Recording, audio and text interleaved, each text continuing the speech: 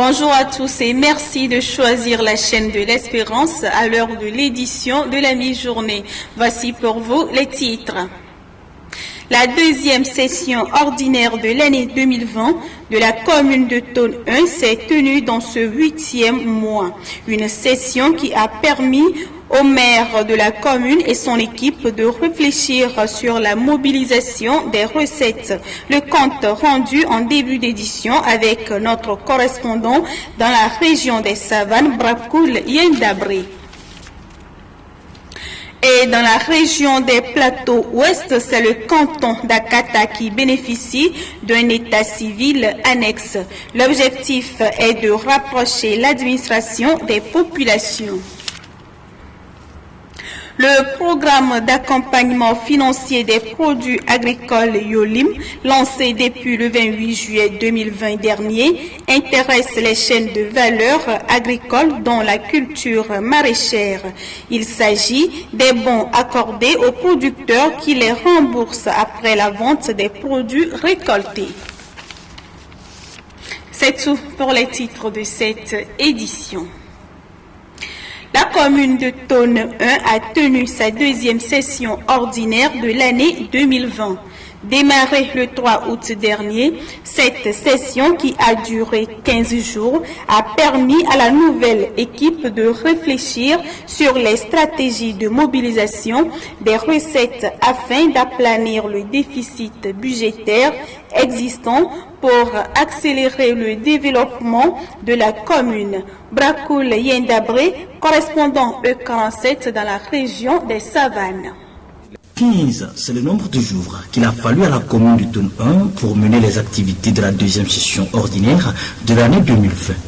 Ouvert le 3 août dernier à la grande salle de conférence de la préfecture de Tonne, Yampode Boutan, ses adjoints et ses conseillers ont travaillé sur des points la plupart liés aux finances. Nous avons débuté la session de la situation financière avec beaucoup de problèmes, beaucoup de difficultés, beaucoup de mésententes entre nous les conseillers.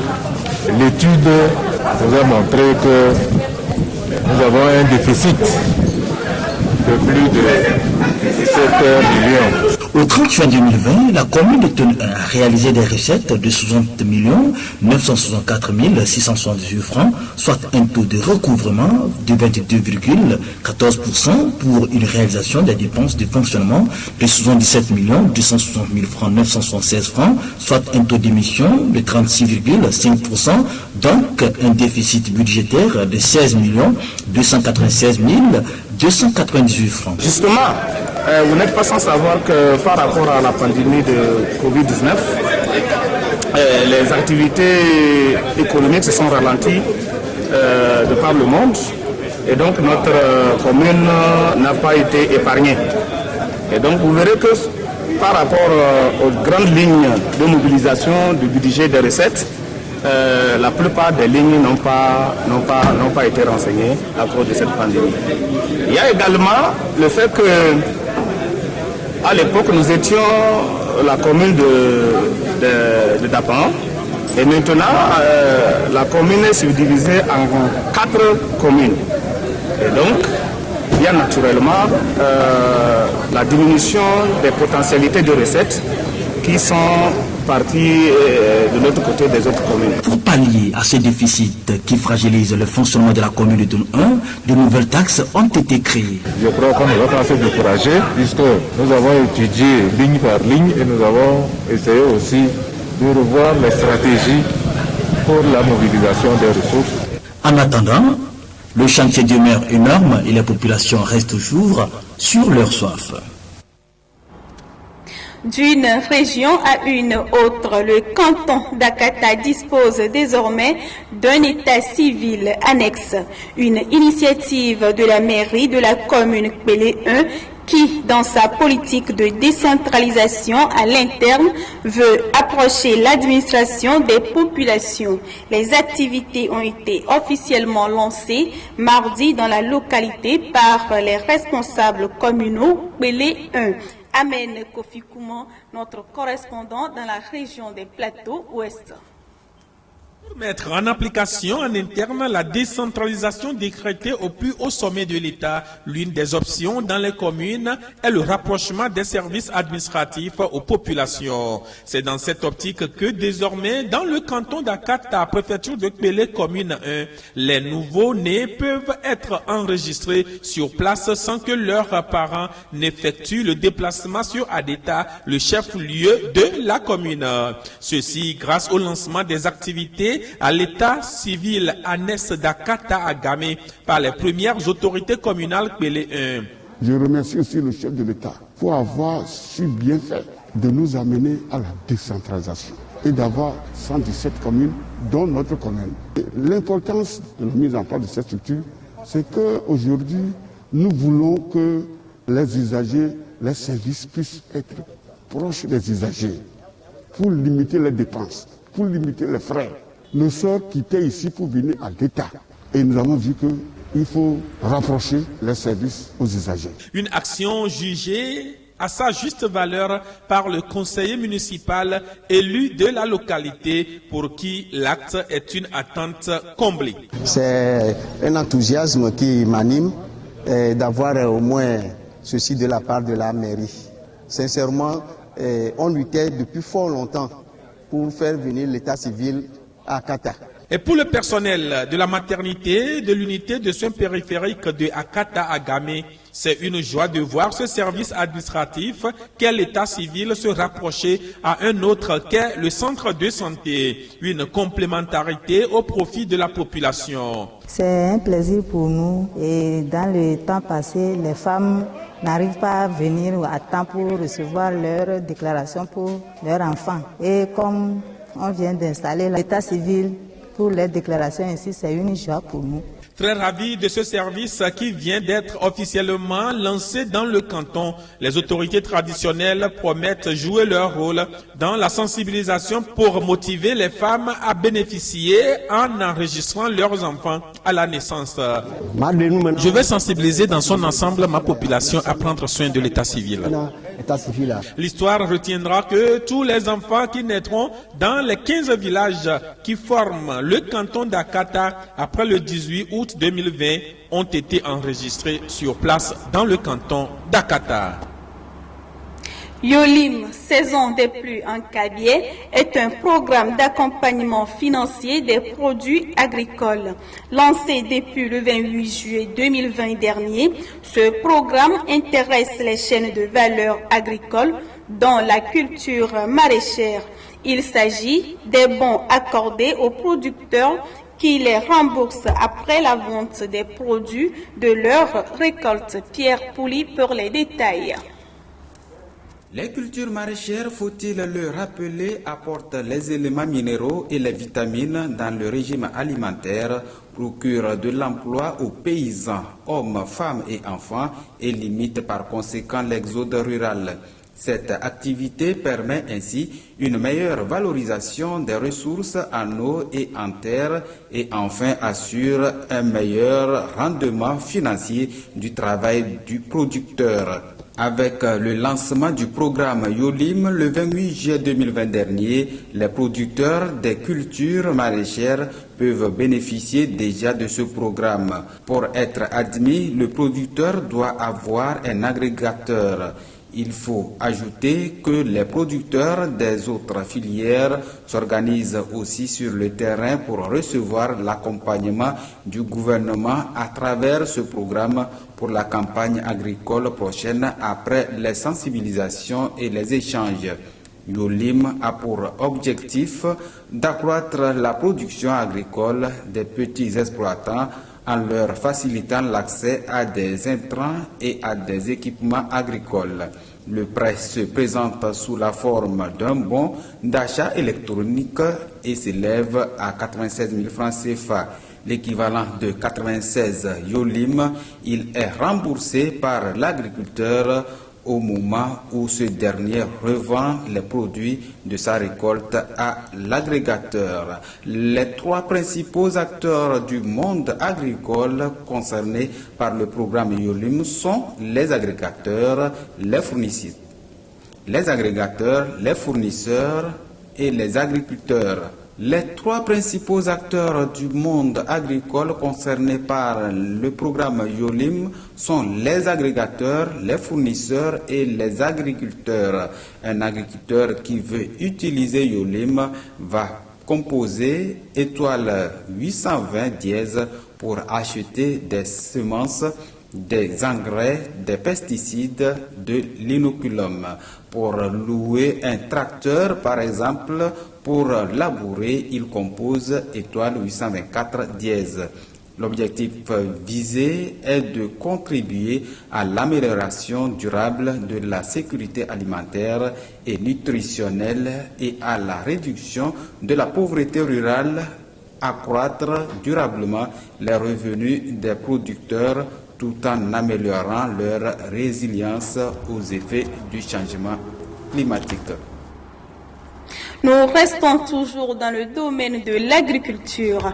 Plus qu'un trésor dans le monde rural, la culture de l'avocat est considérée dans la région des plateaux comme l'or. Si le pétrole est désigné comme de l'or noir et le coton comme l'or blanc, l'avocat est considéré comme l'or vert, surtout dans la préfecture de Dany et ses environs, où la culture de ce fruit donne un bon rendement. Pierre Pouli et Georgette Asimtoke.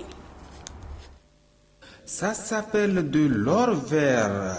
Un agriculteur qui s'est lancé dans la production d'avocats depuis 7 ans avec un revenu qui lui permet de subvenir aux besoins de sa famille. Il a 12 hectares à son actif pour la production d'avocats et d'ananas bio. Il offre des emplois saisonniers pour les jeunes et les femmes. Avec l'accompagnement des agents de l'ICAT, il produit en quantité et en qualité pour des marchés au plan national et international.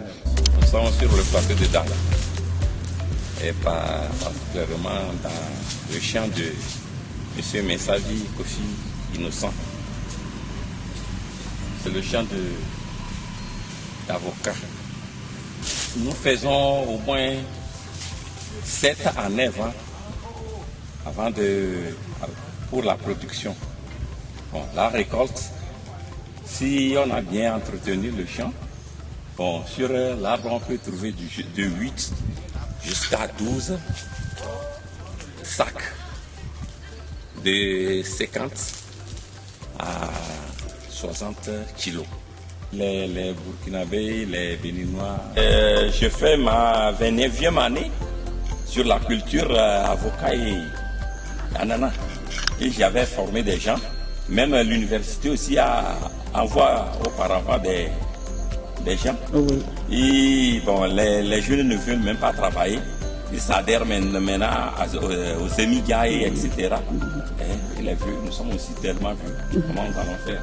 À l'endroit des jeunes, je sais bien que au moins, bon, suivant la date que les conseils que notre ancien président et Adema nous avait dit, que la terre ne trompe pas, il faut revenir plutôt à la terre. Monsieur Messavi Kofi, puisqu'il ne s'agit que de lui, ambitionne se positionner comme un véritable acteur de cette chaîne de valeur avec l'accompagnement du gouvernement à travers le MIFA et les autres acteurs du financement et ainsi embarquer dans son village d'autres producteurs afin de faire de l'avocat l'or vert de la région des plateaux. Nécrologie pour clore cette édition. Edem Kodjo, l'ex-premier ministre togolais, repose désormais au cimetière de Baie-Plage. Il a été enterré ce jeudi dans l'intimité familiale après la messe d'enterrement à la cathédrale Sacré-Cœur de Lomé. Yao Kamake et Suleiman Abdou pour le compte rendu.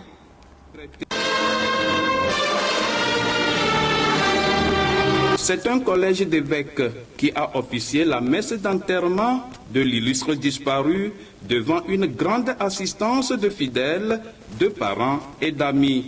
Les autorités gouvernementales et institutionnelles étaient fortement représentées à l'occasion, signe palpable de reconnaissance des mérites du regretté, notamment le Premier ministre Comissé Lomklassou, représentant du chef de l'État, et la présidente de l'Assemblée nationale, Yawa Djigbodi Tchegan.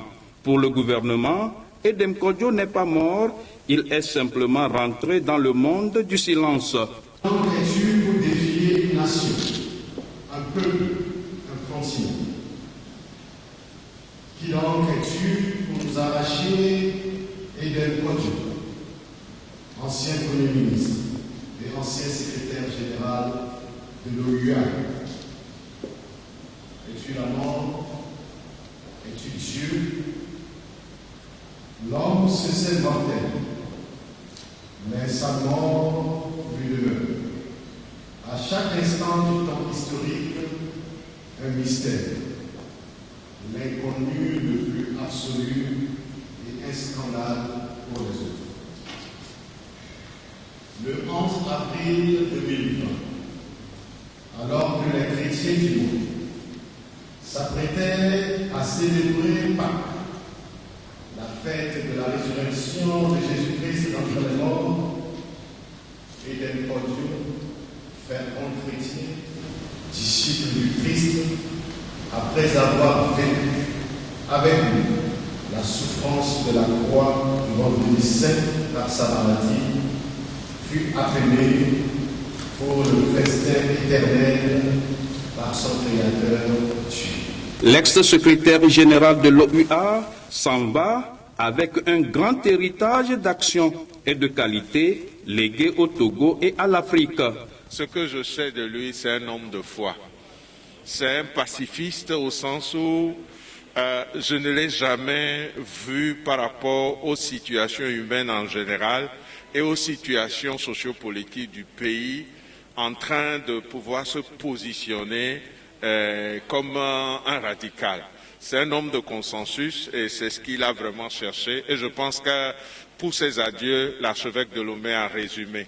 Il laisse un appel à la communion entre tous les fils et filles du Togo pour qu'ensemble nous puissions bâtir une nation à la hauteur de sa grandeur et aussi son souci pour l'Afrique. Comme panafricaniste, je crois qu'il a compris que le Togo, dans la sous-région et en Afrique, doit aller dans le sens de ces grands hommes qui ont compris très tôt que l'honneur de l'Afrique et tout son développement est essentiellement lié aussi à la capacité d'être ensemble. Les œuvres de Edem Kodjo l'accompagnent certes, mais elles devront servir de modèle aux générations présentes et futures. Le Togo, l'Afrique, le monde a perdu un homme de grande valeur, un grand homme. Et de ce point de vue, il importait que la nation lui rende hommage au travers des obsèques qui se sont déroulées hier et aujourd'hui. Et on comprend cela, puisqu'il fait, c'est notre chemin en tant qu'humain de passer par la mort pour rejoindre le Créateur. Nous lui souhaitons que ce chemin soit paisible et qu'il retrouve son Dieu. Mais pour nous qui sommes les vivants, les valeurs qu'il a chéries pour la nation, que cela soit notre référence, notre lumière. La bonne graine de Edem Kodjo a donc été semée au cimetière de Baie-Plage à Lomé avec l'espoir qu'elle restera à jamais féconde dans la mémoire des Togolais. Voilà qui referme cette édition. Merci à vous tous de l'avoir suivi.